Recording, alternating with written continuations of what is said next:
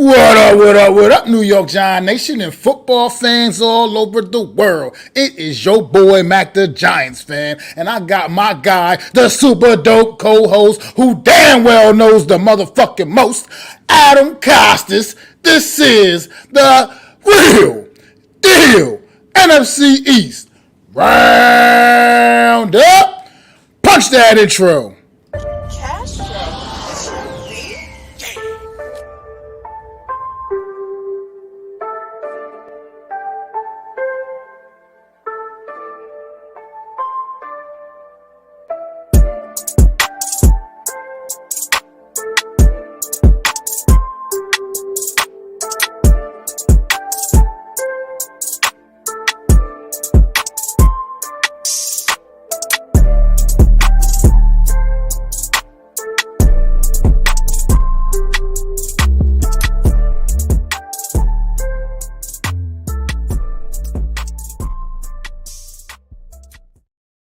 What is going on out there? What is good?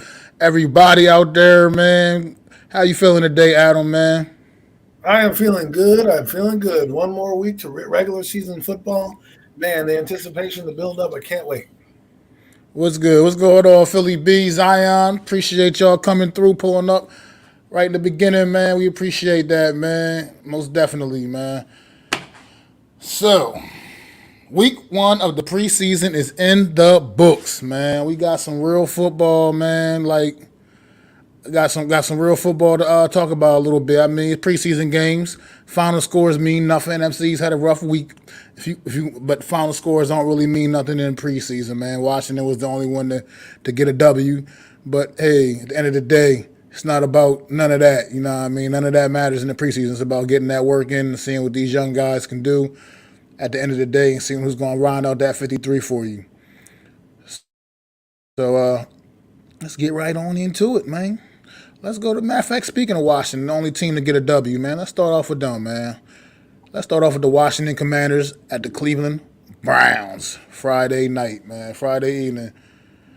And man, Sam Howell came out there and looked all right, man. Looked quite impressive out there, you know what I mean, in his limited play. He went out there, he looked confident. He made some good throws, threw a touchdown pass, if I'm not mistaken, man. So how you feel about Washington Commanders in this against Cleveland on Friday night, Adam? I think it was a good showing for the young guy. This is what you want to see. Obviously, I'm not going to say you can't take too much out of a debut because I remember a young quarterback on our team had a great preseason game and people just wanted to poo-poo it as he was going against backups. Yes, he is going against backups, but you want to see him be able to run an offense. Good debut for him. Let's see if he gets more time going forward. I thought, like you said, he was decisive in his decisions. And again, I keep telling you, I keep banging the table for Sam Howell because if you studied him or you studied the quarterbacks the year before in 2020, he came out of what, 2021 draft, right? I believe so, yeah. So the 2020 draft, he was coming out, like I said, he was the number one consensus, at least in January, before free agency started and the draft started. He was the consensus number one to be the number one quarterback selected. 2021 happens. He loses a few players. He has to run the football more, and those numbers drop him down a little bit. And he ends up being a 5th-round pick. What was my point? He can play a little bit. I don't think this guy should have been a 5th-round pick. 3rd round, he probably should have been, but he was arguably the best power thrower in the country before leaving college. So, to get him a little confident, and hey, you know what? Finally, the Commanders have a competent offensive coordinator. You don't think that Patrick Mahomes rubbed off on Eric Bieniemy a little bit, that he could bestow some knowledge upon the kid? Good, solid debut to start. Hopefully, he'll get more reps down the road. Yeah, good stuff. And I think you hit on something that's important. I mean, most people will try to always blow things off, talking about he was against the backups and all. At the end of the day, but he still looked competent. He looked confident in what he was doing. And he went out there and he kind of tore up their backups, So he went out there and did what you want to see your starters do going against like a second unit, you know what I mean? You don't want to see them out there struggling against, like a couple years ago, remember the Giants, how bad we were, and we were out there in preseason struggling against teams second and third stringers, our starters. Our starters were out there struggling against teams, backup players. That's how bad the Giants were. And you want to see like the guys go out there and be able to execute and look competent against another teams. Let's say I don't want to call them inferior players, but at the end of the day, they're not going to be the guys necessarily that they're going to be relying on win football games for them. So I mean, it was like you said, a great showing for Sam Howell. He went out there and I'm still not sure if they've officially named him officially the starter, but it looks like they're setting him up, every way possible for him to win this job. Like I said, I don't think they obviously don't want Jacoby Brissett necessarily being the starter. Obviously, they don't want Jake Fromm out there. He's not even in the competition anyway. He's just on the team for right now. But if they're right now, they're head to head, right? Brissett had 75 yards and an interception. Hal had 77 yards and a touchdown. They both threw roughly around 12 passes. Brissett with 6, Hal with 9. So right now, for me, you only missed 3 passes. That's pretty good on a good day. And I'm not trying to praise everything that we read because we have to take it with a grain of salt. But for what the Commanders are looking for him to do, to come out against the Browns team, let's be honest, they're trying to make their way in the NFC North. So there's guys that are going to be hungry out there. They've been in the system for a long time, and it's an exotic team that they rarely see. So to come out and not, lay an egg, I think it's a good start confidence-wise for him. Yeah, absolutely. And I mean, Washington, they didn't exactly hold anything back here. They went out there and they gave all their starters work. Their big guy, they gave their big name guy. Terry McLaurin got a little bit of work out there Friday night. Their receiving core, Jahan Dotson, Dami Brown, these guys all were getting that work. I mean, Brian Robinson, Antonio Gibson were all part of their offense Friday night in their first preseason game. So Washington wanted to go out there and see what this unit could do. I mean, under Brian Bieniemy, Eric Bieniemy. So I think look to see a lot more of this in the preseason from Washington. I think they're going to want to see these guys get as much work and try to get that continuity built in what's going to be a very tough NFC East division this year. So Washington went out there and they really did. I think they did some productive and positive things Friday night. The fun part about these games is you get to see players that you don't normally see. So I'm gonna flip it over to the other side, their opponent, and the quarterback over there, Dorian Thompson-Robinson. He was pretty good. We're looking at a lot of young guys coming up, and we're seeing how they are portrayed in the league. Now, do I think Dorian Thompson-Robinson is going to be a starter? No, but it's just fun to get to see these different teams because we may not see the Browns, nor will we get to see Dorian Thompson-Robinson again this season. So I just thought it was fun to see him play and got to watch that young guy have a few moments. I thought he was good player out of UCLA. The Browns got themselves at least in my eyes a backup quarterback like the Ravens have. But I know that's off talking. We're talking about the NFC East. I just wanted to mention him since the Browns were playing the Commanders the other night. Yeah, absolutely, man. And what do you expect to see from Washington, man? Like I just said, I think it would be probably in their better interest to give this offense still continue to give, especially the offense, continued work throughout the preseason and not just rest on your laurels and say, well, Sam Howell went out there and had a good day. I think he's shown enough. I think you got to go out there. Not saying you put him in bad situations, be reckless about the situation either, considering he's most likely going to be their starting quarterback week 1. But you think they need to go out there and continue to give this offense a little bit more work together, and like I said, let them build this continuity up. I mean, and also it's a new offense for everybody on this team right now. Well, if you're gonna do a quarterback competition, make it a real competition. Let both guys have the offensive line. Let both guys have at least a series or two or whatever, however the game flow goes in the quarter, right? If you're going to do that, I believe that if you're making Sam Howell the starter, he needs more reps. He needs more game action with these guys. He had one game last year against, I think it was the Cowboys. He played okay, played not bad in that game. He played. Let's be honest. He played well enough in that game against Cowboys to warrant at least a look this year as a starting quarterback, at least for the beginning of the year, right? So if he's going to be your guy, and let's be honest, we think we're leaning towards him getting the shot to be the starter at least. So I'll go with him right now. Yeah, get him out there with Terry McLaurin. And the thing is, here's what I think. I'm an advocate of preseason. I believe in it. Why? Because guys make the team this way. You get to evaluate your players and kind of see where they are, right? Victor Cruz was made in the preseason game. Why? Because he got that experience, that exposure, the whole thing. You want to see how this guy prepares for a game. You want to see how the team rallies around him, how they move the football, what situations come up. Because as Wink Martindale has shown you, I know we're not on the Giants yet, he blitzes. Some coaches are more aggressive. Let's see what he can do if we're playing more of an aggressive team. Next week, the Commanders play I don't know. I'm not sure. I don't have their schedule up right now. Oh, they play the Ravens there. So they're playing the entire. They're playing the entire NFC North for their preseason. So this is a good chance for a guy like Sam Howell to see a different defense. Most of his defenses in the NFC aren't as exotic, right? I mean, the Cowboys kind of run a 3-4, the Giants kind of a hybrid, but the Ravens and the Browns both have different exotic fronts that they look at. It's a good exposure for him. The more, the merrier, in my eyes. If you don't want to start McLaurin, fine, don't start him. But, then give more reps to Curtis Samuel. Guys need repetition. I understand holding them back, but I also believe this is a violent game, and you need to build up some tolerance to hits so your body doesn't get shocked that first game like, what the hell did you just do to me? I agree. I totally agree with that. I just feel like you gotta throw this kid out there, and you gotta let him see as much as he can see right now, and get him ready to get him prepared for what's to come. Because when the season kicks off in September, guys are going to be game planning. They're going to be out there prepared for you. Right now, no one's really preparing for you. They're just kind of going out there, and you just kind of freestyling it a bit. There's some scripted plays out there. You're just doing what you want to do personally to see what you want to see from your own team. Nobody's game planning in the preseason. Everybody's getting ready for week one. So and they play Arizona week one.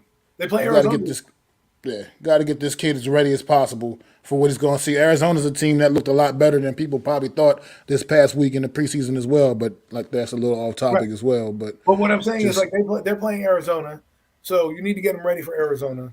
And why not build confidence right now and get him some successful snaps instead of standing there and letting him okay, Aaron Rodgers, he's a guy that deserves to sit out. The guy is fucking 40 years old. Okay? Sit him out. Sam Howell, you're 23, you're 24, man. Come on. Yeah. Most definitely. You gotta get them strapped up and get them ready, man. And I think if they feel comfortable enough to not play him too much, I think they'll be doing him a disservice, man. Like I said, this is a new offense for everybody, honestly, on this football team. And like you said, I think you said it perfectly. You obviously know what you have in Terry McLaurin 100%. If you want to maybe take it easy with him a little bit, then I think no one would have a problem with that. But at the end of the day, he's pretty much almost the only one on that offense I would give that kind of a pass to, given the situation of this offseason for the Washington Commanders. And it's a new offense, apparently. Yeah, right? Absolutely. You need to get him ready because everybody's new to this. So the more they play, the better they are for the Arizona Cardinals, and it doesn't look like shit when they come out the gate. Absolutely right, brother. Absolutely right, man. Speaking of Washington, we're still here on Washington, man. They got the Baltimore Ravens coming up. The Baltimore Ravens coming up this Sunday. They play Monday night. Actually, that's a Monday night football game in the preseason.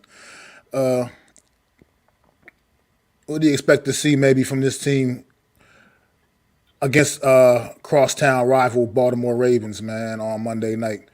Listen, Joe Buck and Troy Aikman have to get their preseason games in here. Okay, they paid good money for those guys. So what I expect to see here is the first is more of the Sam Howell and offense progression. If he comes out and looks pretty decent,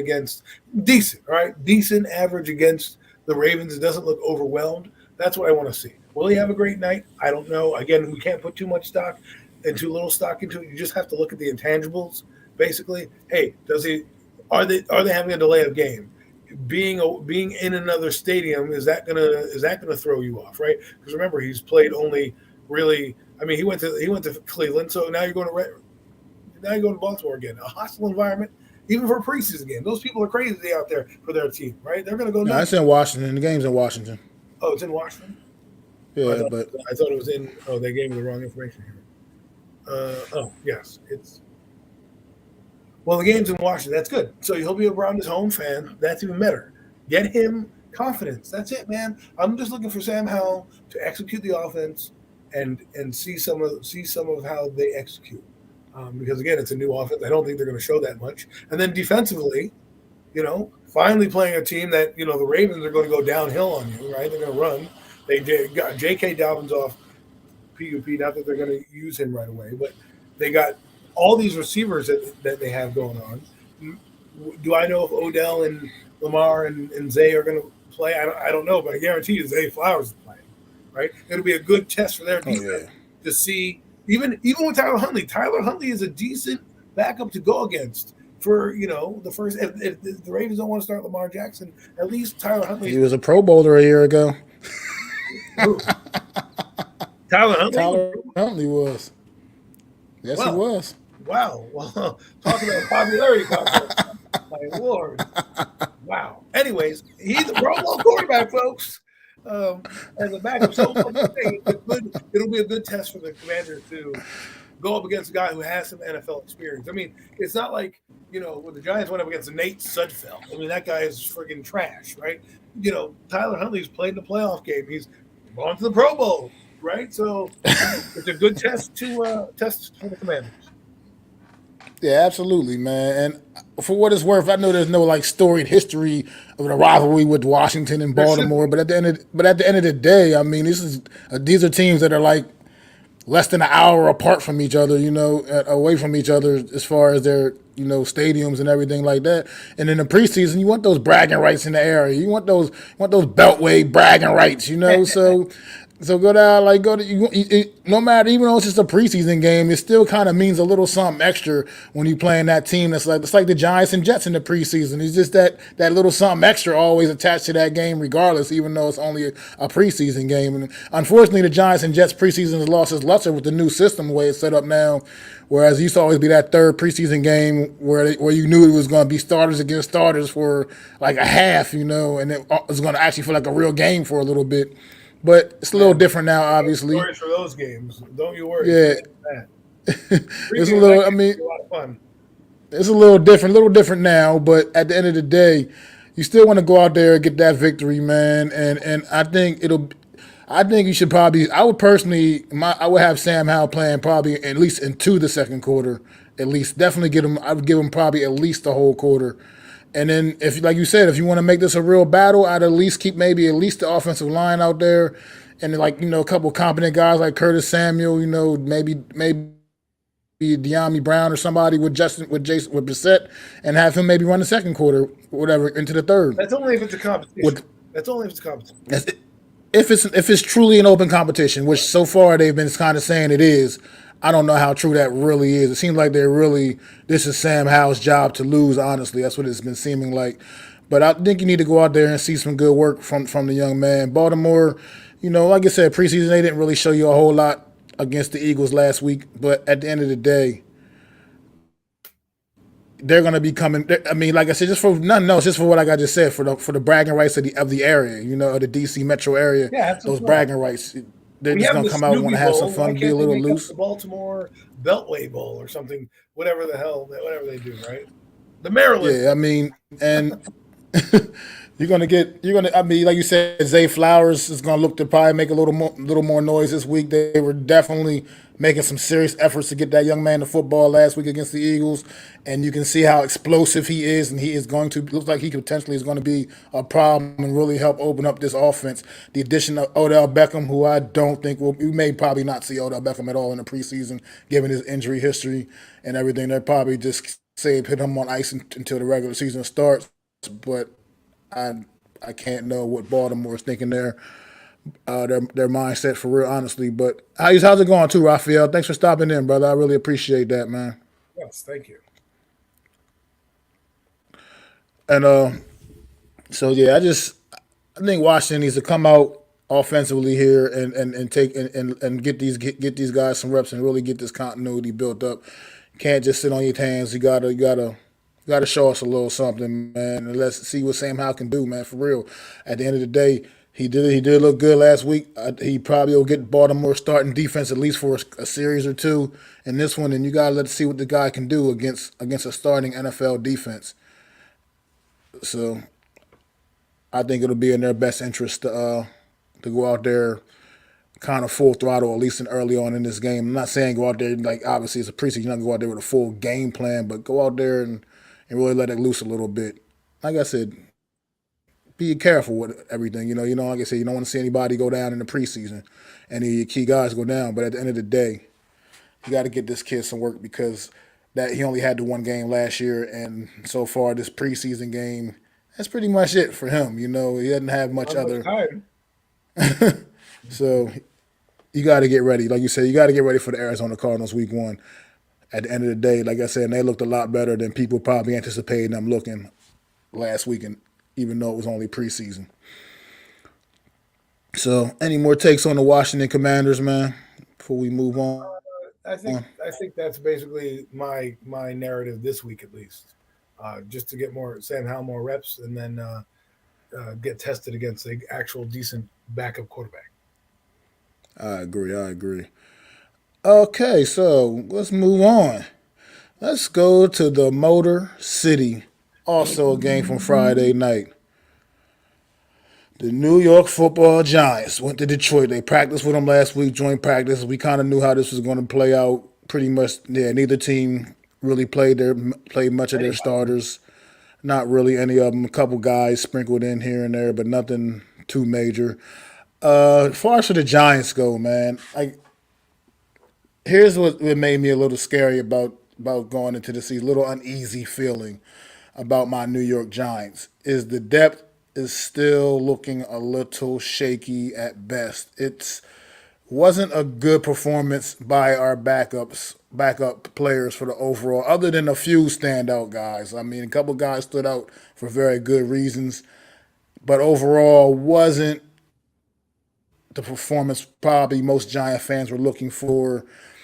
I mean, even though it was all backups against backups, it wasn't necessarily the main guys, other than, like I said, a few guys sprinkled in. The offensive line, I'm going to just go right there. I'm going to just go. I got to. I can't give these guys a pass. I don't know why certain guys walked out of that game still with the New York Giant uniform. Corey Cunningham, you're wasting your time with him, coaches. That guy's the light bulb's never going to come on. From the performance I saw Friday night, the light bulb's never going to come on for that kid. He's going to get somebody killed if you ever have to put him in the game, ever. And I'm not saying he's going to get a unit. He's going to get a spot on the 53. After what I saw Friday, there's no way in the world he's getting a spot on the 53. But they not even just keep beating him up. Wyatt Davis also another just disgustingly bad performance. Like these two, to me, those two shouldn't even have uniforms still. Joshua Zudu did not play well. He did not play well at all, man. What's going on, Alex? Big Blue in the Bronx, man. What's good, bro? Ears must have perked up. We're talking about the Giants in this, But those guys did not play well. Now, I mean, okay, that's some of the negative with the offensive line. The one glaring positive with the offensive line was second-round draft pick John Michael Smith. That kid went out there, and he was the only saving grace on the offensive line as far as, like, competent playing. I mean, out there in his first NFL action, and he really asserted himself well. Granted, like we were just talking about with Washington, he was against all backups, but at the same time, he went out there and he played well against those backups. Do I want to see what he can do against a little stiffer competition? Sure. I mean, he wasn't going against Detroit's best, but at the end of the day, he played well against what they put in front of him. Whereas the other guys, aforementioned Corey Cunninghams and Wyatt Davises of the world, they did not play well. They didn't even play okay against backup players. And I know that they're just backup players as well, but at the same time, they weren't winning any of the battles. They were losing every battle. I mean, they were getting this poor kid DeVito absolutely killed out there, man. I mean, running for his damn life. Every time he dropped back was like, what is going on here? Like, I should just be out there attempting to block NFL players for him instead, because I would have at least given a better effort than what I saw from those guys, man. It was just terrible. So that gives me, that's a little concerning, gearing up for the season right now for me, is this offensive line depth is just like, we're going to have our best five guys, whoever, and win the start and win the jobs. And then After that, I don't know what to say, man, because I'm not feeling great about our backups. Matt Pert also did not look did not look particularly great in this game, so he doesn't get a pass either. He did not look particularly great in this game either at all. It was a rough day for the offensive line, big time, and that's not what you want to see as a Giant fan, given the offensive line issues we've had for so many years. Well, whew, that's a tough act to follow. Some good observations there, Mac.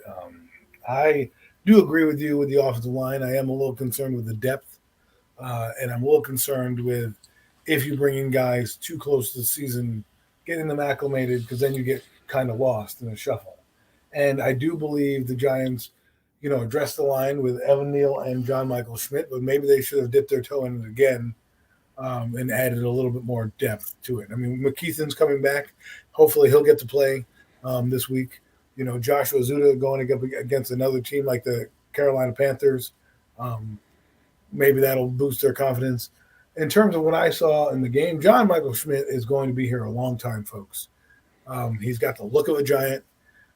He's got the workmanlike ability. I don't know if he'll ever be a Kevin Mawai, but he definitely will be competent enough to be on this team for a long time that you probably won't have to say his name that much unless, God forbid, there's like an injury or something like that. But I think you got two guys right now that I feel, Thomas and at least John Michael Schmidt, who I can believe will do some damage. I mean, John Michael Schmidt is a rookie. I don't expect him to be lights out, world beater, but if he gives it the effort that he gave against Detroit, we're going to be okay in certain areas. Bredderson, I'm still hung up on. People are praising him, but it's like praising trash, right? Like just because you're better than the crap that you have doesn't mean you're really that good. You're just better than what you got, right? So let's hope that when he comes in, these guys can handle the front of Dallas, who really is what you're gearing up for. In terms of some other guys I'd like to see more of going forward, or things that I saw in the game, let me do that first before more guys want to see more of. Because I was interested in Eric Gray. And the fact that they gave him a lot of carries and they got him, some time as a return man, that was interesting. I think, to me, I think he's the third back over Gary Brightwell. I'm sorry, you can't make the club in the tub, as they say. And right now, Gary Brightwell's in the tub. He's got some injuries. Josh Corbin had a decent showing. And then, for what it's worth, James Robinson won't make the team, but he's here now and he's contributing right now. So the fact that they got Gray some reps, I kind of like that. I kind of think they're going in that direction. I don't want him anywhere near punt return. Maybe kickoff return. I saw a little juice on the kickoff return. Punt return, give me Jameson Crowder. Give me Cole Beasley. Give me a guy who's friggin' done it. Can I get a guy who's a threat back there? Can I get a guy who's a damn threat back there? Okay? I'm tired of seeing these booty-ass guys where they're kicking to us. We do fair catches and we do this. Oh, we want to be safety. Gone are the days of Tom Coughlin.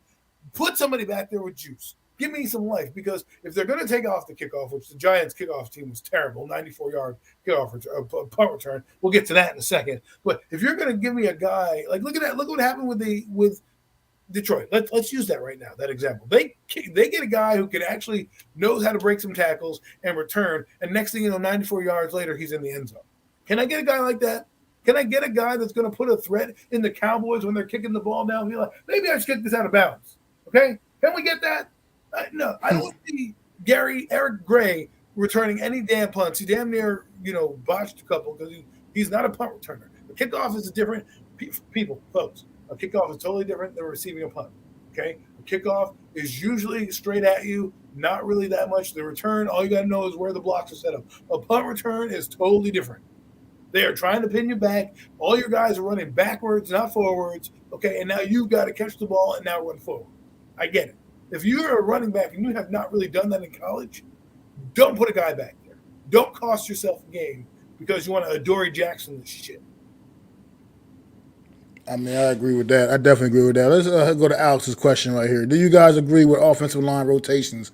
Apparently, they were rotating guards on every play on the last drive in practice, and I think that's too much in my opinion. Well, Alex, I'm going to tell you right now, from my just from what I know of being an offensive lineman, I played offensive line all through my football years, and even from when I was a little kid, little league to high school to little college ball that I played, always on offensive lineman. And I'm gonna tell you right now, it's not a good look rotating offensive line. Offensive line is about continuity.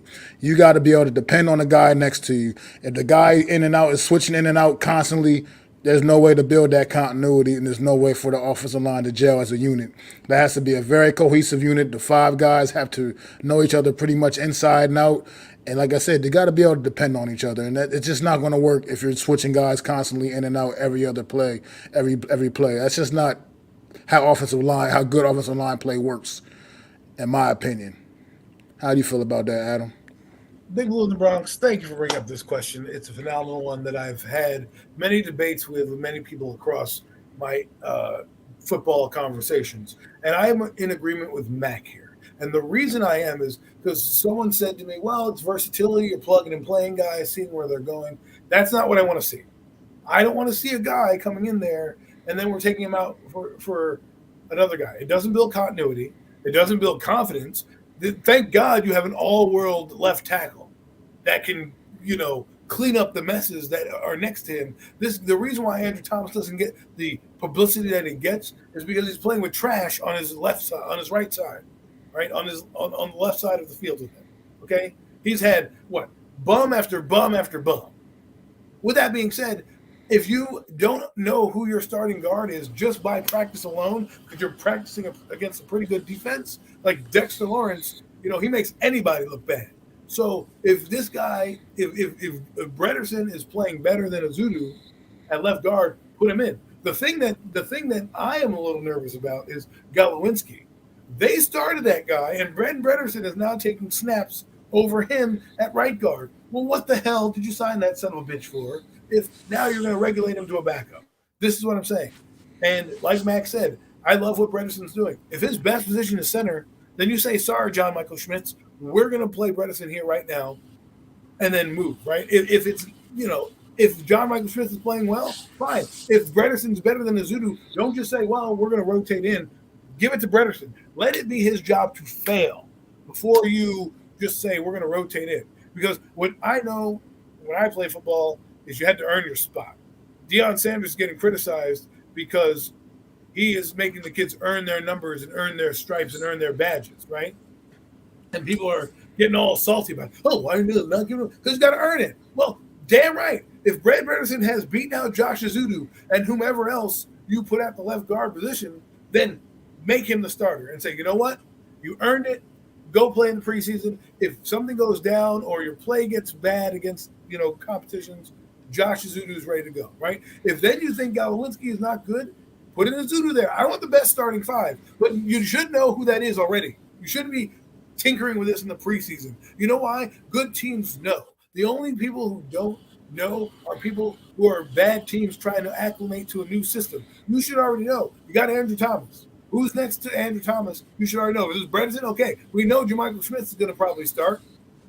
But then right guard. If you were that bad with Galowinski, you should have kicked him off the roster and gave him off a roster spot and given it to him. We have Marcus Keaton, and we have Bredesen starting over there. And then we have Evan Neal, who we still don't know if he's going to come out of his phone, right? A concussion early on for an offensive lineman is something to be concerned about, especially with a guy who is constantly crashing against another man. So I just want the best five. Get those guys in there. Let them learn together. Like Max, why did the Giants' offensive line do so well in 2007? Because in 2005, they were assembling that line. They brought in Kareem McKenzie. They brought in Sean O'Hara. Richburg is starting. They brought in Chris Snee, okay? They had David Deal already. And then by the time 2007 happened, when they played 3 years together, there was no need for anybody to know about anything. They had continuity. Absolutely. And that's what it's all. That's the key to good offensive line play is good, strong continuity. Like I said, these guys gotta have a chance to gel together.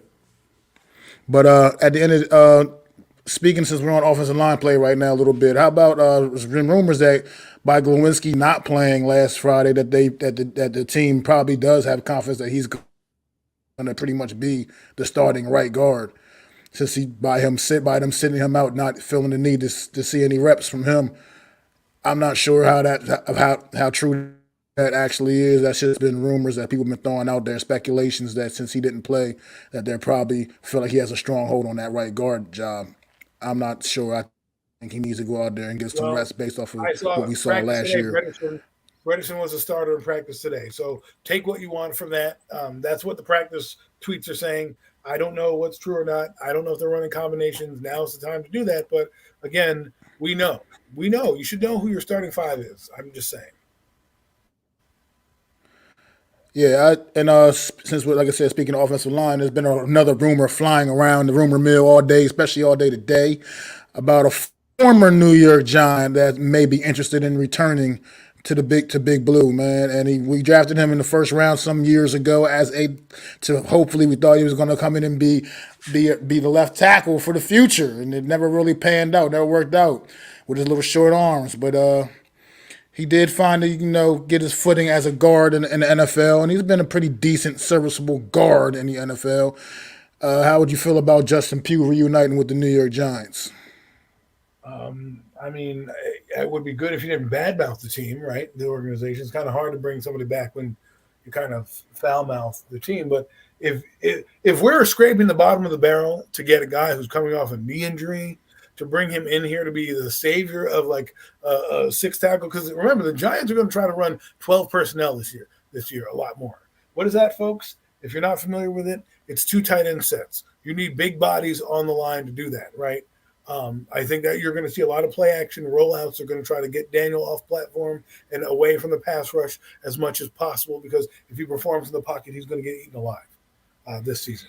So do I think bringing Justin Pugh? No. Do I think they're going to be scouring the waiver wire when cutdown season happens? Hell yes. And I'm sure you probably get a guy that's better for your team and probably cheaper and not have much tread on the tire than need be. Remember, this guy found Jason Pinnock of the Giants off the waiver wire. He can find some talent. So let him do his job and figure that out. Don't bring in Justin Pugh. I just think his time has come. His time has passed. I agree. I actually absolutely agree with all of that you just said.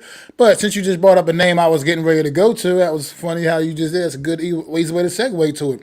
Jason Pinnock seems to be getting a stronghold on that second safety starting spot next to Xavier McKinney, man.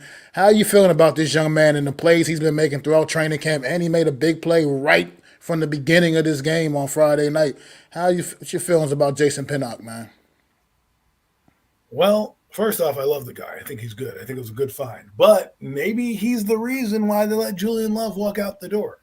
I mean, remember, this guy did start some games last year for the Giants. They got a full invested look at him in starting reps last year. Not like he was playing spot duty. He played in from, remember, McKinney blew his hand up in a bike accident or whatever. He hurt his hand, and he was out for a couple weeks, right? 6 games or something like that. He was out like 6 games or something, like at least that many.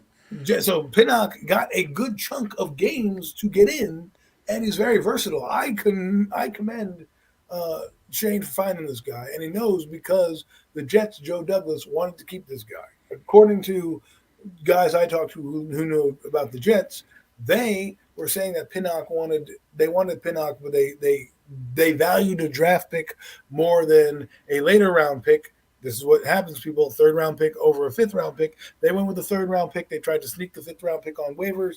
The Giants swooped in and got him. I think he has a real chance to stick with this team. I think he's going to be a starter. I would not be shocked, and this is my hot take right now, that Xavier McKinney is let go next year, and Dane Belton and Jason Pinnock are starting safeties in 2024.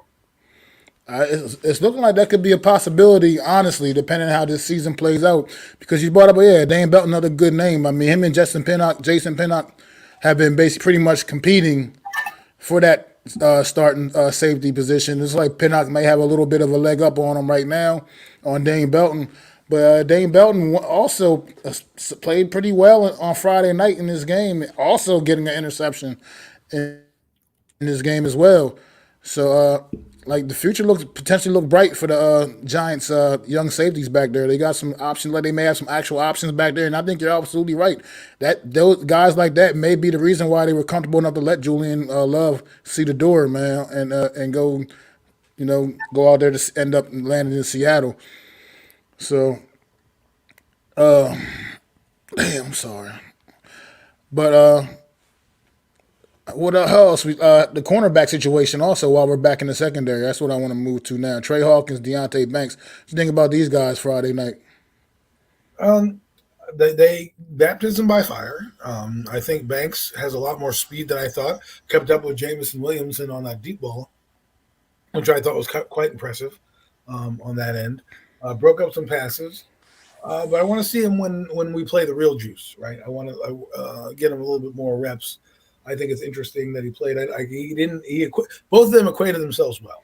I'm looking forward to that, and this is a reason why I think they may let Adoree Jackson walk next year because they're playing Cordell Flood on the outside right now in practice, getting him some outside reps. Darnay Holmes is still on the team, so these two guys. It's kind of like what the Eagles are building. The Eagles have their backup cornerback on the roster already. We have a guy that could replace Adoree Jackson already on the roster already with Trey Hawkins. You're not probably going to start him. You're probably going to give him a lot of burn in preseason. You're probably going to put him out in nickel packages in the regular season, right? Because we assume that it's going to be Flood or Holmes with Jackson and possibly Banks on the outside. And who knows, maybe Aaron Robinson down the road at some point if he decides to come back. So get this guy in here, get him enough reps, get him burn on some special teams. I really like where this team is going. It's not good. Remember, folks, we're still in rebuild mode. So we just want to keep stacking bricks. Because eventually once we have enough bricks stacked, other teams' bricks are going to get pecked away, and we'll be the ones standing at the top with guys on our team. So I like where their direction is headed. Again, we don't know where their career is going to go. Things happen. Unfortunate things happen, injuries and things.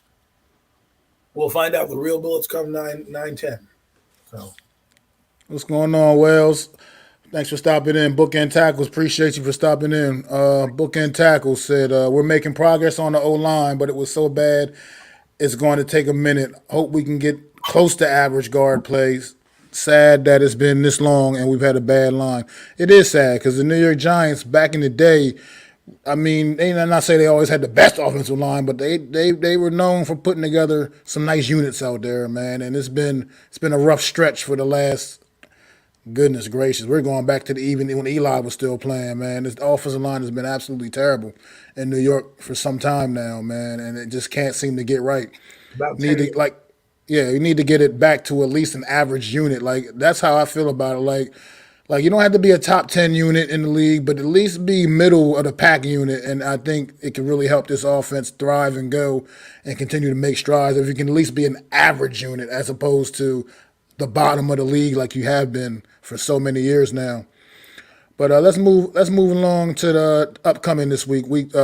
That's Friday night again, I believe. Carolina is coming to visit us up in New York, up at MetLife Stadium, man. How do you see this game potentially playing out? Do you expect to see the starters get some work this week? I expect some burn. I expect at least half a quarter from the starters at the very least. I think they would play a quarter. You want to get them some action. Maybe not so much Barkley, but Daniel Jones, I think you need to get him out there in a game situation with these receivers. It may not be ideal, but play against a defense that is having real bullets. Get Jalen Hyatt a little bit more involved. Let's see them open it up a bit. Put something out there a little bit. I know it's preseason, but as long as listen, here's how it's going to go. If you got Devery Henderson, and even though he's not on the team anymore, or if you're not playing Evan Neal or you're not playing Andrew Thomas, I would give a series to Daniel Jones. A series. If you're going to play your starters like Thomas and Neal and those guys, then I'd give him a quarter. Because at that point, what I saw from the offensive line, out of the sheer safety of Daniel Jones, who you guys know how I feel about him, I'm even caring enough to say, hey, don't put him behind a suspect line against the Carolina Panthers who are going to try to, have a better showing than last week, right? Absolutely. About a quarter. I agree. I would like, ideally, especially considering this is kind of your dress rehearsal for the season now. This week 2 preseason game is kind of like your dress rehearsal in a sense, and I would kind of like to see the starters get at least a good quarter of action, just you got, like you said, you want to see this off. You want to see Daniel Jones with these new receivers he has to work with. Yeah, you probably don't necessarily need Barkley so much out there in the preseason game. I kind of okay with him not playing at all in the preseason. Barkley, obviously, because 1,000% what you got in Saquon Barkley, no matter what. So you're gonna, what you're gonna get from this guy, and the key to him is being healthy. So why risk him throwing him out there in preseason? I would feel like giving the LaDainian Tomlinson treatment, man. Barkley doesn't need preseason games. Just get him ready for September 11th, September 10th. I mean, Well, and if they go what you down on gonna a say? scoring drive, right? Let's say the Giants go down on a scoring drive. The ball's kicked off. They want to play the guys a quarter, but Daniel Jones is sharp, and they go down the field real quick against the Carolina Panthers. They score a touchdown, right? Maybe you take them out there if they look good. If they have a long drive and there's offsides and holding and things like that, maybe you want to get them a little bit more reps. It's really going to vary how you play, because I disagree. I think next week's game against the Jets, they're going to be a little bit more inclined to play, because you won't play for football for 2 weeks. There's no fourth preseason game coming up in the middle of August, Labor Day weekend, or anything like that.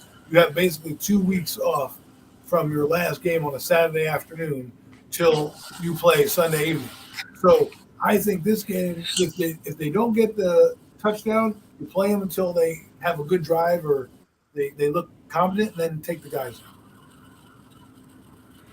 I mean, I just look at it like that, because I just looking at it like that last preseason game as being more where you want to get all the guys that you're really having the question marks about, getting them to work and seeing who's going to make this team. You know what I mean? I figure that's what they usually dedicate that last final preseason game the to. Giants might do that, but I'm thinking last year they played their starters into the second quarter, just because, again, if let's say this, you play a quarter now, or right, and you don't really play that much in the second game. You played a quarter and a half with your new guys that need to be ushered in. I mean, I think I need to see a Paris Campbell out there one more time. I need to see, if Sterling Shepard's healthy, get him out there. Let's go. Like, earn your spot, man. I believe everyone's got to earn their spot, unless you're like Barkley, who like you said, without a shadow of a doubt, or Andrew Thomas at that juncture. But the only reason I put in Andrew Thomas is because I'm going to put in DJ. I'm going to need to put in somebody to protect that blind side, because some jerk off. What if they put in Brian Burns, right? What if they say, you know what? We're going to put in Brian Burns. We're going to put him over there, and we're going to make your tackle look ridiculous. I don't think I want to see a Chad Pennington type situation where Daniel's out week 1 because we put Devery Hamilton or some bum out there to start. Well, I think what you said is absolutely, obviously hit right on the note. I mean, you're not going to, I don't think there's any scenario that you're going to see Daniel Jones on the field and Andrew Thomas not.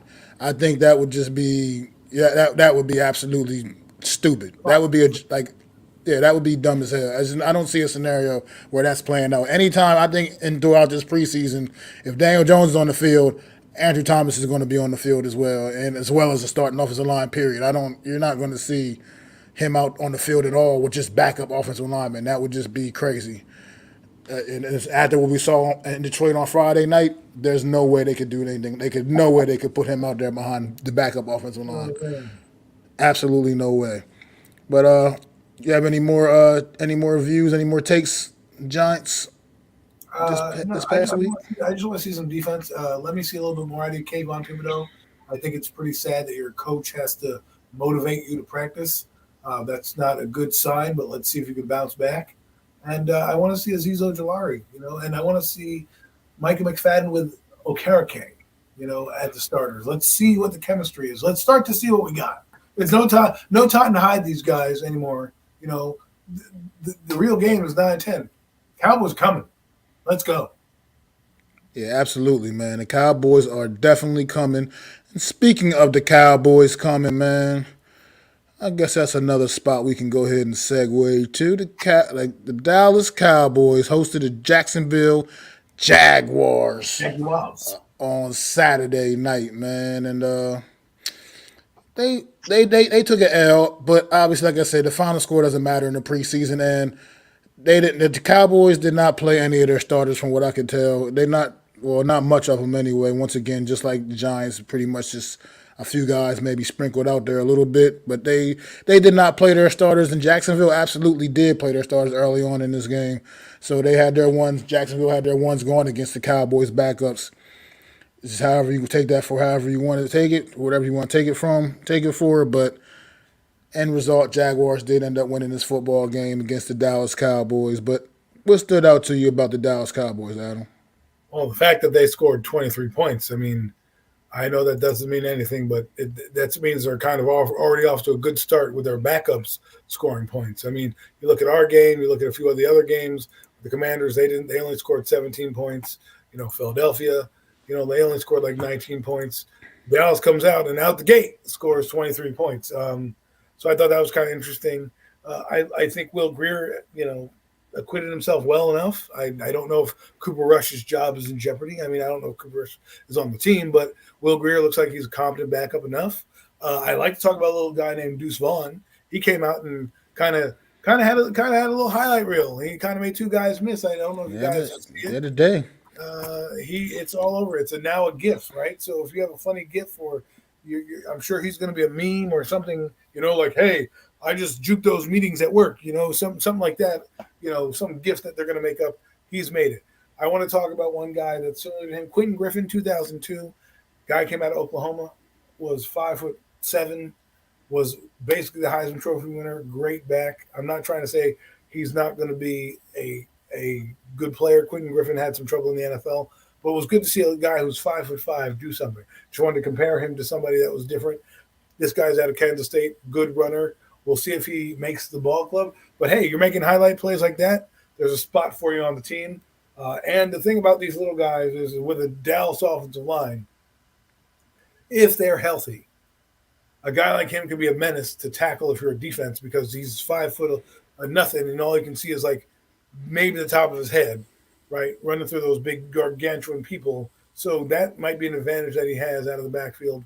I'm looking forward to seeing a little bit more of him in the preseason.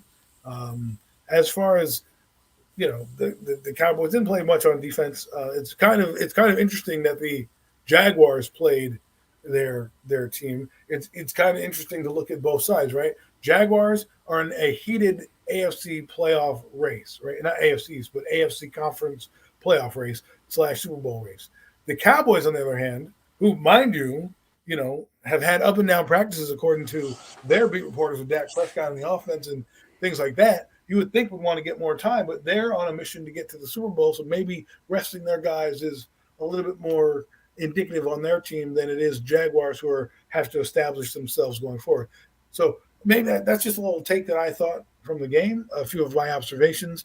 But the Cowboys are the Cowboys for a reason. I just thought it was interesting they scored 23 points as well. I mean, you did. Looks like their Will Grier, the quarterback, Will Grier, did most of the damage actually while he was in the game. I'm not sure his status on this team was like he was just pretty much on there to be a number 3 guy for them, perhaps, because I'm pretty sure Cooper Rush has a stronghold on their backup quarterback spot. But nonetheless, like you said, they went out there, they did put points on the board, and they overall didn't look horrible. Like you said, didn't look horrible doing it. One thing I can say, they did get some good news this week. The Dallas Cowboys got Zach Martin, their All-Pro guard, returned to training camp. Got got his deal somewhat restructured, made him happy enough to come back in camp, join his teammates, and have a couple weeks to get ready before the season gets underway. You think that? What do you think kind of impact think that's going to have on the Dallas Cowboys?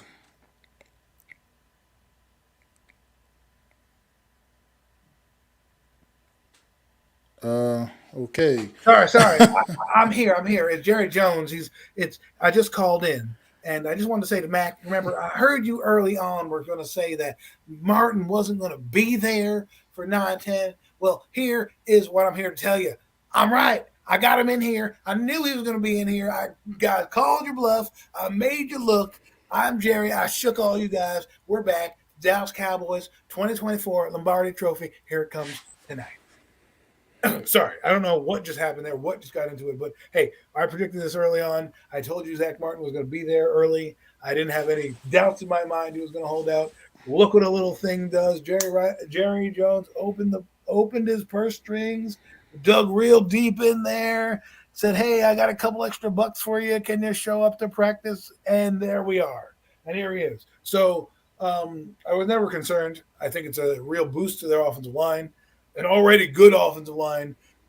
Here's what happens when you have a guy like Zach Martin hang out, right? They have a couple guys who they were already game planning for in case this guy held out, right?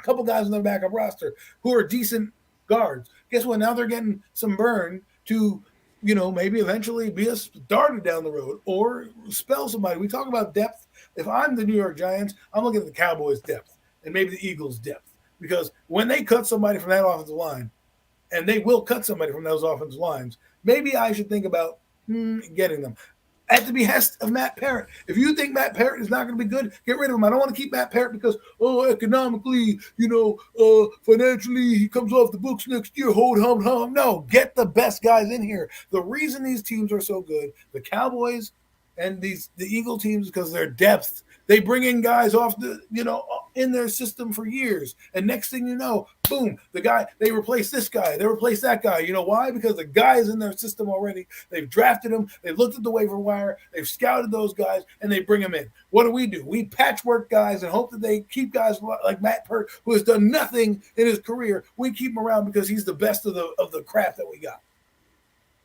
And that's I think you're being nice about it at this point, Adam, to be honest, man. I think you're being very nice. I mean, guys like Matt Pert, I just don't see him having a job on very many teams around the league. You know what I mean? He's been hanging on for dear life with the New York Giants. He's been hanging on for dear life here with the New York Giants, but that's obviously because that's how bad the New York Giants offensive line has been. Right. But so that's what I mean. So Zach Martin coming in, it only gives guys like his backup more reps. And that's all I have to say about that. Yeah, and coming up this weekend, the Dallas Cowboys, I believe they play on Sunday, and they got a showdown against who is the Cowboys playing this? See, they're going out to the Pacific Northwest, visit Geno Smith and the Seattle Seahawks, man, out there with the 12th man. Expect to see the Cowboys starters get maybe a little bit of reps this week. I think you would see a little bit of Dak on the road, hostile environment. Even though it's preseason, that stadium's still gonna be rocking and rolling, man. See, get a little Dak Prescott, maybe a little CeeDee Lamb out there, maybe a little. I don't know where Tony Pollard is with his rehab, but I'm not sure if he's even. I don't know if he's on their pup list or whatever. But well, I don't think Zach. I don't think Dak is going to start right out the gate. I think he'll get a series or two. You need to for this environment with Seattle. And what was that last thing you asked? I'm sorry. I was saying I'm not sure about Tony Pollard's status. Is he like on their pup list? I'm not even sure. Oh, I think he's practicing. I saw him. He's practicing. Dallas practice. I don't know if he's going to play per se because he's coming off that injury. I don't think he's on. You don't sign a guy to a franchise tag, put him on the pup list. That's for sure. So. I think you'll get them a little burn. This is a team you might see down the road somewhere. Okay, don't Bill Parcells that shit. And if anyone doesn't know what I'm talking about, Bill Parcells played a team in the preseason who we didn't play in the regular season. Remember, we don't play the entire NFC. Do we play the entire NFC West? I think we do. But don't give up anything. Don't give up anything. This team, Seattle, you could play a third time, right? Down the road. Seattle's that good, people. We don't want to believe it, but they're that good. So, like Bill Parcells said, they see a guy, they'll look at preseason tape. Don't give up anything now that might hurt you later because you want to practice something. Go in there with a vanilla game plan. Just do what you got to do. Like Dak, get familiar with Brandon Cooks. First team goes down and has a scoring drive, take him out of the game. Well, definitely agree with that. You definitely don't want to show your cards in the preseason, man. But the Dallas Cowboys need to. I feel like just based off last week, you want to go out there, you want the guys, because even like I said, preseason, these guys are competitors. You still want to win, and go out to be able to go somewhere out there in Seattle. Like I said, no matter even though it's preseason, that's still a tough environment to go play in. You want to see these guys get some work out there, even though like we're not talking about rookies or anything like that. These guys are veteran. Most of the Cowboys key players, a lot of them are veteran players that have been around the block. Dak's been, he's been around. He knows what's going on. But I still feel like coming off the season he had a year ago, what better to help him start getting some of that confidence back by going out to Seattle, and even though this is the preseason, and getting a little bit of work in with his guys, man. And yeah, we probably obviously since Zach Martin is just coming back in, we probably won't be seeing a guy like that out there. But at the end of the day, you can still pretty much get the best five you have, with the exception of Zach Martin, and go out there and get some work done, man, and get some positive things done, and maybe even try to make it a point to come away with a victory here. You saw what your backups could do a week ago. It's time to let your starters get a little bit of work and let your backups finish it off, man. Try to finish the job. Probably see a lot of Ronald Jones this week. I would think you should, because he's going to be suspended for the first however many games of the season.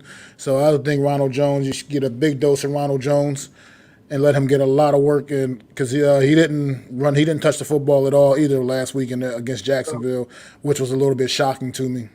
If I'm the Cowboys and I want to keep Pollard again another week, give Ronald Jones the rock. Make sure that he gets all the carry, because again, once he doesn't play, he's out for like 6 weeks, I think, right, or 3 weeks, right, something like that. So you 3 weeks of not play. He's not going to play football for like 4 weeks, right? He's got to have 2 weeks before the season starts. Then the 2 weeks or so that he misses during the regular season, he can't come back till week 3, that like Tuesday, right, to even get work. So that's almost 3.5 weeks of non-playing football. You don't want this guy to come back and not have any game reps in your offense that you're trying to run. Yeah, I definitely agree with that. I mean, see, most of the other guys, like we know, are suspended. Alvin Kamara got work down in New Orleans this week in the preseason game. I mean, these guys, you got to get these guys work now, because, like you said, these suspensions and stuff like that, they're not going to, once that last preseason game is over, they're not going to be able to even be at the team facility throughout for the course of their suspension. So you got to get these guys to work right now while you have an opportunity to. That's why I was really stunned that Ronald Jones didn't play last week, or he didn't get a carry at least. I don't know if he did play or not, but he didn't get a carry. And then you got to get him some work, because I would think they're pretty much going to be leaning on him as your number 2 guy for the most part, even though Deuce Vaughn did assert himself very well in this game. But I think Ronald Jones is more or less the guy they're going to be relying on as that number 2 guy behind Pollard for the most part. And you got to get this kid we got to get this dude some work and see what he can do. I mean, how he's adjusting to the offense, how things are coming along with him. Because, like you said, he's going to miss some valuable time early in the season there with the suspension, man. So I don't really have much more about the Dallas Cowboys right now, man. Neither do I. Expect to see what they can do. I would like to see I would like to see their guys out there trying to, see what their offense is going to bring to the table. Their starting offense, a little bit of what they might bring to the table this year, at least. That's what I was. Well, Smith. I think we know what number 11 is going to do. That dude's. He's wrecking games all around the league, man. Don't tell me about that guy. I'm fearing what he's going to do to our average offensive line. I'm just counting down the days with bated breath that he doesn't wreck the game on 9-10, because he's that type of guy that can come around that corner, and Daniel Jones is trying to take a shot play. This is the one time he takes a shot play. He takes a shot to the back, fumble, and the game's wrecked. At that point. So we'll see on 9. We'll see on September the 10th, man. We got the Philadelphia Eagles went down to Baltimore on Saturday, and they took an L as well. Like I said, once again, final scores mean nothing. Eagles didn't play any of their starters. Baltimore didn't really play much of their starters. Another game full of just backups all across the board. But one thing I will say, man, about this Philadelphia Eagle football team, man, is depth, and more depth, man. They got some dogs out there, man. Like I said, they didn't have their starters out there, but yet you still saw this team making plays. You saw guys out there Jalen Carter had a nice play out there at one point. A nice pass rush move from the interior. That was actually downright scary. The way he just clubbed some guard out, some poor offensive guard right out of the way. Like, just get out of here. And it was insane. I mean, this team is just loaded, man, all across the board. I saw a thing on Twitter earlier about the Eagles and their backups, and it was let me try to find it right quick. I can't remember, so I don't want to misquote it. But Yeah, it said honestly, I don't remember an Eagles training camp roster ever being this deep and talented. They have so much depth that most of their backups would be starters elsewhere, and I tend to agree with that. They got some guys, a lot of backup players on this football team that would absolutely go other places and be starters, man. And they're having to accept backup roles here on this football team because it's just that's how the talent that's on this Eagle football team, man. How do you feel about the Eagles, man? And do you see anything slowing them down? Well, I think this is a good team to bring up right now because of all the teams outside of maybe Kansas City in the preseason, this is the team that probably can afford to sit Jalen Hurts the entire preseason if they wanted to, and let their backups get work. That's how deep their team is. And this is what I talk about in preseason. How teams have different things going about it. Do I want Jalen Hurts to play? Obviously, I want him to get some reps and some burn in there to get continuity. That's what you want to see, because you don't want him to. Again, you don't want the first hit to be that hit against whoever on 9-10, right? You want them to get a little something under their belt. So for me, you know, uh, I think they're a good team. Hold on one second. Yeah, the Eagles are definitely the real deal, man. And like I said, this is nothing. I mean, like I said, indicative of nothing. There's backups against backups. Game did start getting a little sloppy towards the later part of the game, but in the beginning of this game, when the Eagles had some of their better backups, more of the guys we're going to probably see as part of their rotations, especially on that D line, man. It was vicious, man. Well, like I So said they're going to before, have something special going. Go ahead, this Adam. team is built differently. Okay, they're not using preseason to see about their offense and this that and the other thing. They're using preseason as who's going to be on this team come 9-10. Like what backups are we keeping? What guys we might be trading? Who are we showcasing to the NFL to get back? Because that's what Howie Roseman is doing right now. Because he's showcasing some guys saying, "Hey, listen, they just brought in Miles Jack and Zach Cunningham. Okay, like they find a way, and they're going to keep guys. Not to mention they have Nolan Smith. I wouldn't be surprised if Darius Slay is traded at some point. If one of their corners comes up and does well. I mean, that's a guy they could dangle out there because he's on the last year of his contract, where they could be like, "Listen, man, we are doing well with that with you. We're going to get you a second round pick. Boom, let it go," because they have depth behind their team, and that's what it allows you to do. That's why I tell people, man, don't be afraid to draft people within in a same position. I mean, you look at the Jets, right? They drafted JJ Jeremiah Johnson. Then the next year they drafted Will McDonald. Both those guys are up and coming right now, and they have enough pass rush. Giants did it with Kiwanuka, O.C. Manura, and Justin Tuck. So I think sometimes you just got to draft a spot and redo it, like the edge rusher position. Giants didn't touch that, right? The Eagles have so many edge rushers. They got old edge rushers. They got new edge rushers. They got pass rushers who can do anything, right? They got Sweat. They got Graham. They got Barnett. They have, Jalen Carter, who's a pass rusher. They have Asim Reddick. They have Nolan Smith. I mean, I just named you 5 guys right then there who are probably going to be on the team.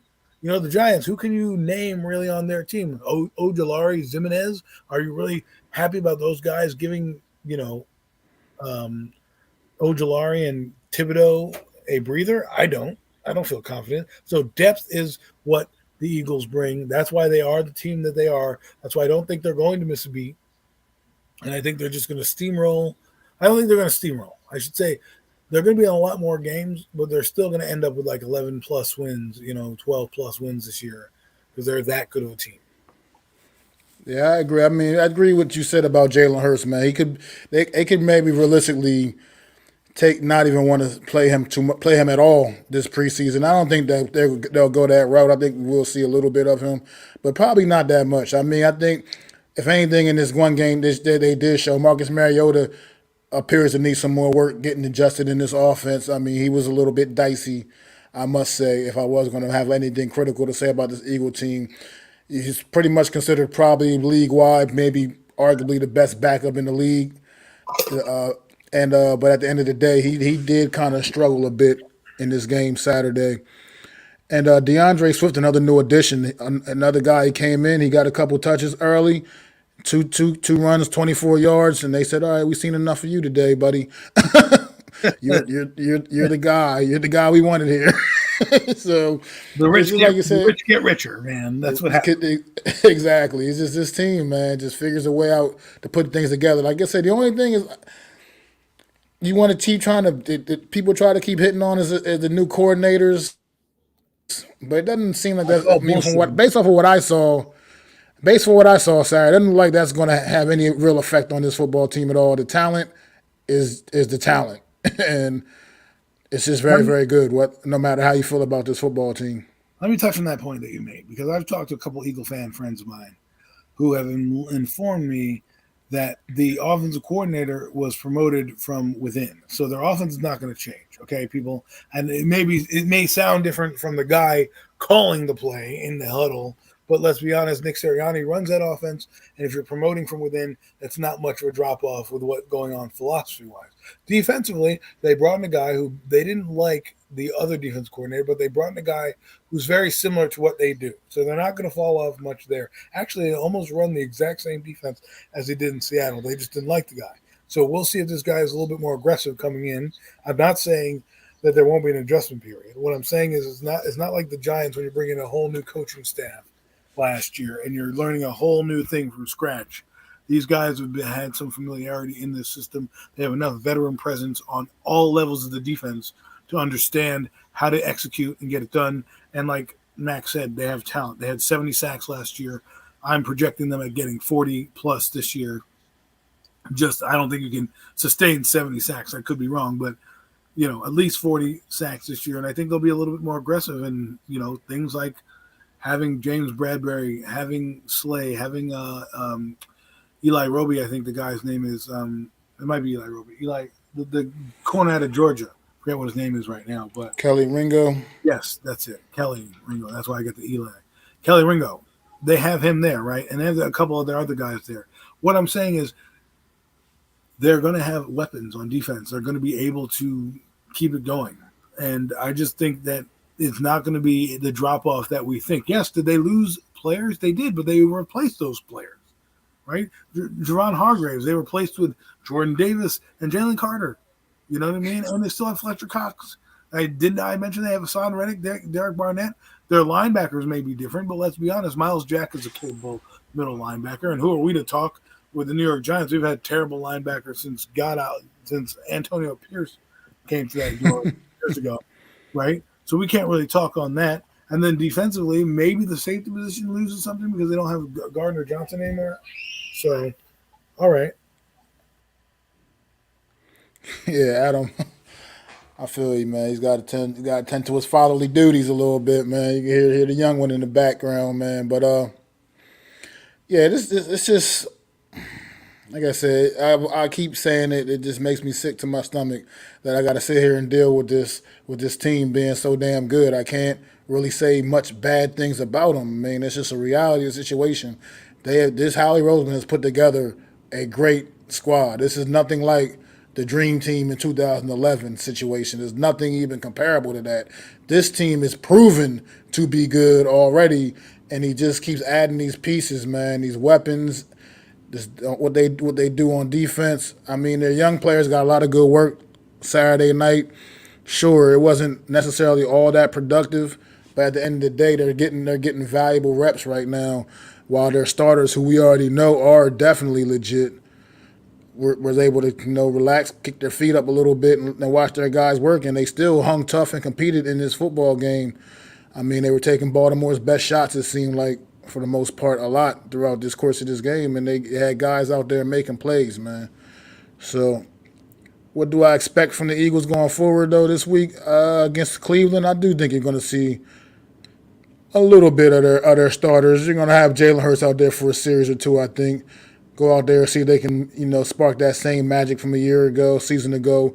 Go out there, make some big plays offensively, probably, man. See if they can do, and then probably just sit them down, man. I don't expect much. You already know the guy was almost the league MVP a year ago, and I think you could make a strong case that he should have been the league MVP a year ago, and led him to a Super Bowl, and it was also played very admirable in that game as well, man. So. this football team is loaded on both sides of the ball, man. I think against Cleveland this week, they're going to go out there and they're going to look to show everybody exactly how good they are and let you know that they are for real and they're back and they're trying to kick that door in and get a championship with this football team while the window's still wide open for them, man. Sure are. Coming out this NFC, man. This look. At the top of the NFC right now, you got the Eagles, you got the Niners, you got, I guess you can throw Dallas in the mix as well right now, as far as right now on paper. After that, it's pretty much a crapshoot after those three teams. Right. So you're absolutely right. And that's why I tell people that everyone's like, oh, the Eagles aren't going to play us at Christmas Eve and New Year's Eve. Yes, they will. Because if the 49ers or the Cowboys are nipping at their heels, they're going to need those games, right? The NFL has done this for a reason. They've made one seed, the first seed, the top seed in the NFL playoffs, which means only one team gets a bye. So if the Eagles happen to be tied with the 49ers or tied with another team in the NFC, let's say the Vikings, I don't know, I'm just throwing teams out there, they're going to need to play. So don't just say like, oh, when you look down the schedule, there's going to be a win, going to be a win, going to be a win because they're not going to play your stars. Until that day happens, until you go the game before and you know that the Eagles have it locked up and they have the number one seed and don't need to play with for anything, that's when you can say, okay, the team is it. For right now, you can't say that. absolutely, man, absolutely. But like I said, that's what I was saying. That's why. How do you feel? You think you possibly see their starters get some work, some at least limited action, just to kind of let people know, like put the league back on notice and let them know that look, we're still for real. We're still that same juggernaut of a team that was here last year, bulldozing people. I think they look to do that this week in Cleveland. I think they're going to play their starters because you want to play your starters. It's a game. It's a game that that's a game of a boxing. You don't want your first hit to be that hit on 9-10. That's just it. You know what I mean? So yes, they're going to get some burn. You're going to see their first team play. Again, this is a team I do believe that doesn't need a quarter to adjust. You want them to go down there and get a series. If they, like, for example, they go against Cleveland, they score a touchdown. Again, Jalen Hurst, guys, you're out the game. Put back in Mariota, who needs more reps anyways in this offense. Absolutely agree. That's what I was saying. Like, you go down and get a quick score. That's it. You don't need to see any more. You know this team still. You know that they still got it. I mean, straight up. You don't need to see Deshaun. You don't need to see Devontae Smith going across the middle, getting crushed in a preseason game. You know what I mean? What's going on, Philly halftime? Thanks for stopping in, bro. Appreciate you, man. And so yeah, I just think this team is so good, is good enough to make those kind of decisions right now. That's a different situation than, like, for instance, the New York Giants or the Washington Commanders, teams we talked about earlier, the teams that do need to see their guys really get that. Yeah, that need to get that work. I mean, the Eagles, you know what they are, and they're really, really good. So I think, like you said, they go out there with Jalen Hurts and crew, maybe, like you said, first series, go downfield, score a touchdown, and it looks pretty like a lot of them did a year ago. Yeah, you know, like you said, what more is there to see? And like you said, Marcus Mariota, who was definitely dicey a little bit on Saturday night, definitely a little shaky in spots. He needs to work. I mean, he needs the majority of work. I would like to see Marcus Mariota probably play at least 2 quarters of this game. At least two quarters, at least, against Cleveland. No, I mean, he needs that. That's the kind of work he needs. He needs that much work from what I saw Saturday night. This dude, he has a lot of starting experience, and if Jalen Hurts goes down, he's going to be the guy they turn to. He's got to look low. He's going to have to do better than what he showed us on last Saturday night against the Baltimore Ravens, man. I hear that. But also defensively, this Eagle team, man, it's the only thing you can somewhat question a little bit about them defensively probably is maybe the linebacker situation, because it's not necessarily solidified by any individual. But other than that, once again, the back end, they're pretty tight. And the front four, jeepers. That's just... Well, the front four is jeepers, but they're backup to the front four jeepers. Yeah, it's just we have Ashawn Robinson and a few guys, but, like, if I put ours on paper and I look down, I'm like, damn, They have four guys that can start on any team. Then their backups four can start on any team. Just It's like it's amazing, craziness. right? Because It's Jalen Carter may yeah. not be a starter. Let's say they have Jordan Davis next to Fletcher Cox. Then you have Brandon Graham, who has those things on the team, and then you have the Sweat kid, right? Who starts. Brandon Graham is absolutely still on the team. Right. So then you have Brandon Graham, right? And then you have, not to mention Hassan Reddick. I don't even know. Like, I can't even tell you who's going to start. That's a lot of guys coming at you in many different forms. Actually, let's put it to you this way: the reason the Eagles got 70 sacks is because they came at you in waves. Okay, and they're going to come at you in waves even more, and they've replenished their supply. Okay, with guys who know how to play and guys who are already disrupting and guys who don't have to come in and be the focal point of the defense.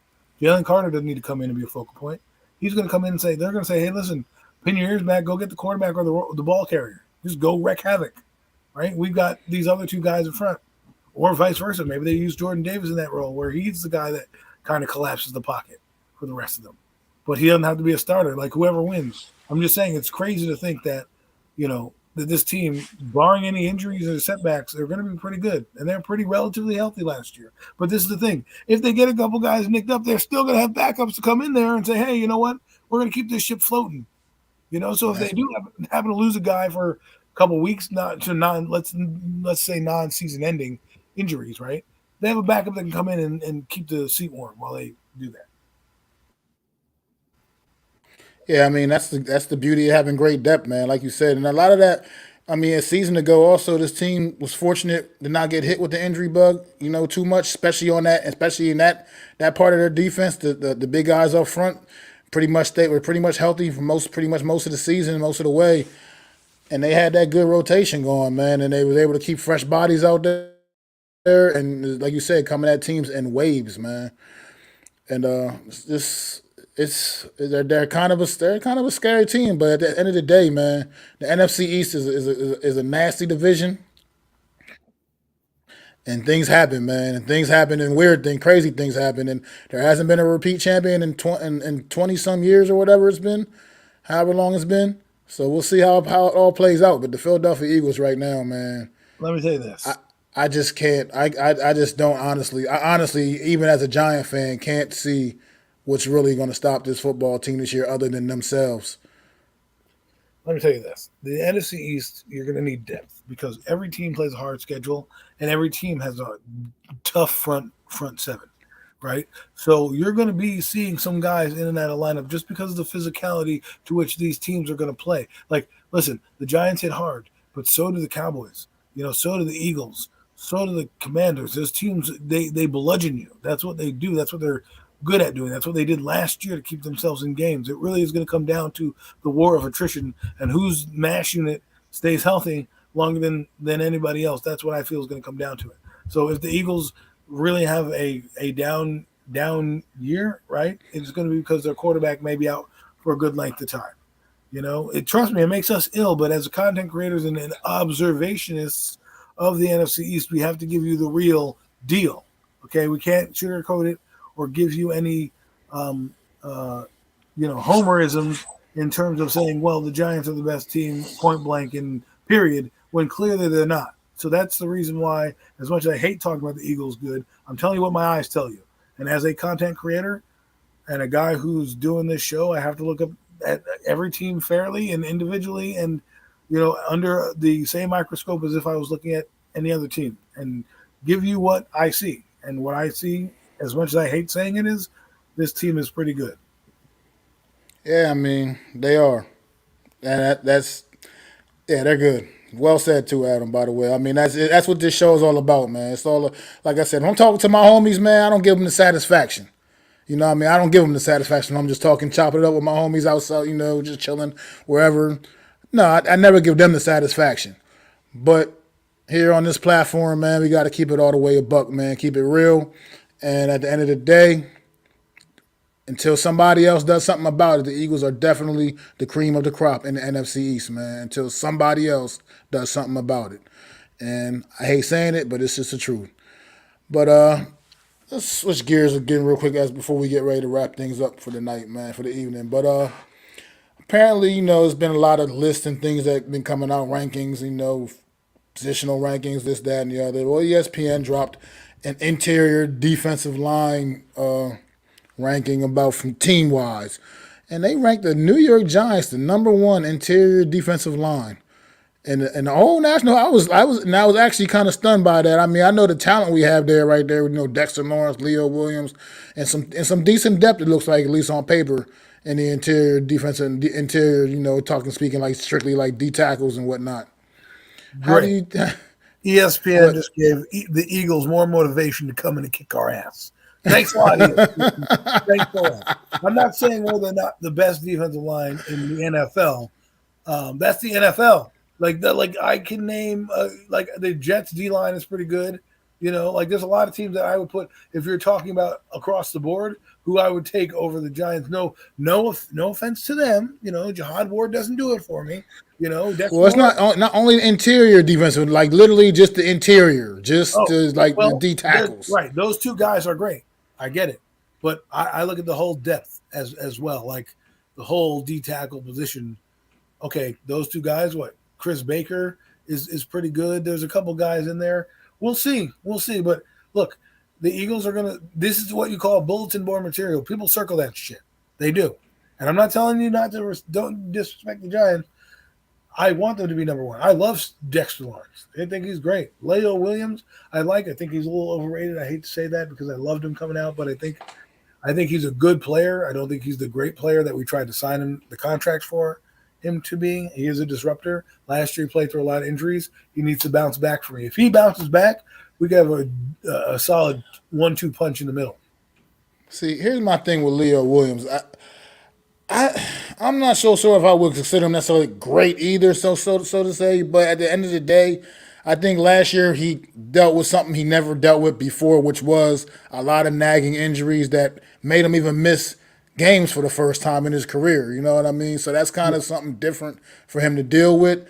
I think he's also a guy that where him and Dexter were playing so many snaps a year ago because the lack of depth at defensive tackle that you're going to see. You're going to be able to see a way fresher him, Leo Williams. I think you're going to be able to really have him preserve him for more pass rushing downs where he's a really good interior pass rusher from the interior. I mean, so I think it'll benefit him as long as the depth, everything can work out. Now, we haven't seen Nacho yet in the preseason. He hasn't really taken any. He didn't take any snaps against Detroit. We haven't, so we don't know some of these other guys are going to be able to do. But as long as they can hold up on their end and do what they were brought in here to do and help, which is help obviously keep Leo and Dexter fresh. I don't know. I think we'll see a better version of Leo this season, and it still might not necessarily be like, all world great, all pro or nothing like that. But at the same time, but I think you'll see a better version of him as long as he can stay healthy and stay fresh.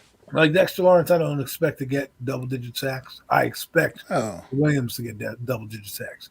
That's the difference in expectation level for the two players in my eyes. If I get a lot of sacks from Dexter Lawrence, it's because he's just that good of a player, which he is. We showed last year. Yeah. He's that good. Nose tackles don't end up getting 7 to 10.5 sacks. Chris Jones over in Kansas City got 15.5 sacks. D tackle don't normally do that at that heavy of a set.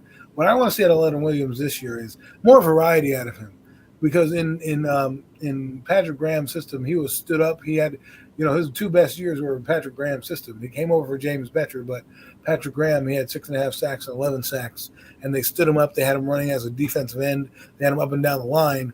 I think Leo Williams functionally works better as a stand-up defensive tackle or a guy you can move up and down the line. And what I would do is I would do him and Tibbs, him and Ojulari in there, kind of make Leo Williams your pseudo edge rusher. Because if you're going to use Jihad Ward as an edge rusher who barely gets 3 sacks a year, why not put a guy who kind of has similar skills in that sense in Leo Williams on third down to move him over so you can get a guy like Nachos Rochas on the field, or maybe get another defensive tackle on the field, defensive end. I think taking him out of pass rushing downs last year hurt this team as well. And I think this year for me, Leonard Williams got to come home on some of those sacks. I will be honest with you, though, they both had trouble stopping the run, even though they were both in there at some times, some games together. So they need to pick that up immensely. If that means less sacks for the both of them to stop the run, by all means do that. Because a lot of teams coming in, Cowboys starting with them, they score 30 points a game. That is just what they do. They have averaged that for the last few years. They score 30 points a game, meaning you're going to be in a track meet, and will you be able to sustain your freshness this year? The Giants may be able to do that with Ashawn Robinson and the other guy they got. Who's the other guy? Oh, Rochas. Nacho, whatever. I don't know his real name. It's called Nacho. Something Nunez, but whatever. Roches, whatever. Roches, Nunez, whatever. He's the first NFL player from Belize that was born in Belize, y'all. Man, there's a trivia fact for you. Nacho. But he's a cool guy. I love the energy he brings to his presence. His energy. He's just good.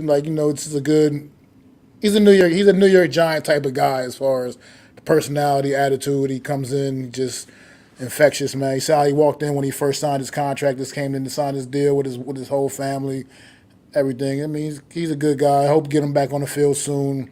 I don't think he's anything really seriously, anything nagging with him. I think they just kind of moving him along, bringing him back along slowly after the car accident, not really rushing into anything throughout the course of the preseason. He's about to be in a lot more car accidents come, 9-10. So you might as well hold off his body to let it heal, because accidents are wacky things, man. You never know what might pop up later on and down the road. So it's better to have him not going hard right now and saving his body and doing treatments and whatever he needs, even if he is in the practice drills and things like that. Because, again, he's a bigger guy. Nothing to take away from bigger guys, but he was in a serious accident where he said he was lucky he was walking away from it. So that tells you that was how serious of an accident it was. That's traumatic. Like he got T-boned or something, he said, I think. Right. And that's traumatic. That's an experience that you don't want to have. And that's something that your body doesn't recover from right away, especially when you have adrenaline, especially when you're an athlete. So you don't know what might be sore on him. We don't know what he's going through. So take your time to get healthy, and we'll see you at 9-10. Absolutely, man. But unless you got anything else, Adam, we can get ready to wrap it up for this week, man. Week's edition, man. No, I think we said most of what we need to say. And then next week we'll see if our stories come true. Yeah, we will, man. Like I said, we hope we get to see a lot more starters league-wide, not just just in our division, just league-wide in general, man, because that makes it just feel that much closer to being real. We get the starters out there, get the guys we really know, can associate things with, and see these guys play some ball this week. It's almost like week 2 of the preseason. It's almost like Christmas time and holiday time, right? You start to put up the decorations, you start to smell the smells, you start to get the feeling in your body. And if you haven't checked out my video, I made a video of the most wonderful time of the year. I will be putting it back up again on my channel. It's just a song I made from Andy Williams' Wonderful Time of the Year. So look for that. But that's what it feels like. It feels like a holiday's coming. You're getting the family together. You're preparing your man cave. You're watching. Your fantasy football parties are coming up. I mean, it's a big thing, the NFL season. So to have some starters play and to really get the feel in you, we need to see that. And he's right, Bookend. To end this, man, F the Boyds. But yeah, definitely make sure y'all go sub up to me, myself, Mac the Giants fan, my guy right here, Adam Costas, man. We put this work in. Sub up to the Hardcore Sports Network as well, man. Continuing to grow that network as well. But we put this work in each and every Wednesday. We bring this show to y'all, the real deal NFC East roundup, and it gets really real when we get into the regular season, man. The fireworks start busting off, man. Right now, this is preseason for us as well, so we want to keep bringing it to you, bringing that fire to you each and every Wednesday, 5:30 p.m. Eastern Standard Time. Bookend Tackles, thanks for stopping in, bro. Most definitely appreciate you joining the show, man. Lighting the chat up for us, man. Philly Halftime, thanks for stopping in. My guy, DJ Philly B, appreciate you, man. Wales, Big Blue in the Bronx, Alex, Dave, Eagles Champ 34, man. Appreciate you stopping in. Raphael, my guy, Nep. Zion, Zenith, our co-host from the Premium Takes podcast. Appreciate y'all, man. Most definitely. And this has been another edition of the Real Deal NFC East Roundup. I love how Me and it's Adam will definitely see y'all next Wednesday, man. Peace. I'd like to thank you all for listening. If you was feeling this, please take time to subscribe and smack them likes. Feel free to drop a comment. Let me know what you think. Don't forget to ring that bell so you know when I'm dropping new content. It's your boy, Mac the Giants Fan. You can find me on Twitter, YouTube, and Facebook at Mac the Giants Fan. That's MACDA Giants Fan.